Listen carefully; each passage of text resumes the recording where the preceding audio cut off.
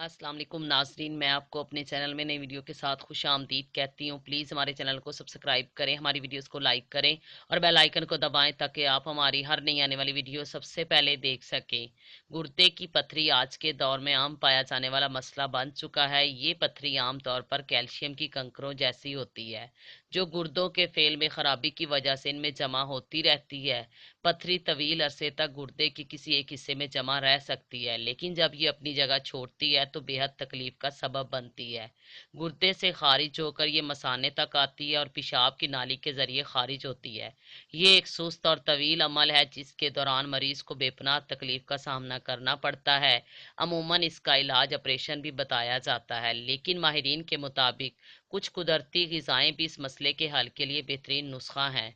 इस वीडियो में हम आप लोगों से गुर्दे की पथरी के खात्मे के लिए एक ऐसा मुफीद नुस्खा शेयर कर रहे हैं जिसे लीमू के रस, जैतून के तेल और आबे जौ से तैयार किया जा सकता है।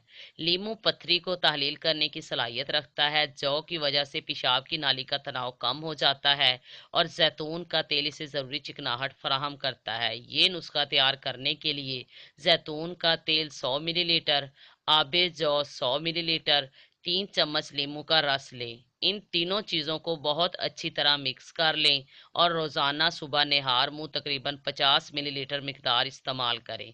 इसे बाकायदगी से इस्तेमाल करने से तकरीबन 4 से 5 दिन बाद पेशाब की रंगत कदरे पीली महसूस होने लगेगी, जिसका मतलब है कि नुस्खा काम कर रहा है।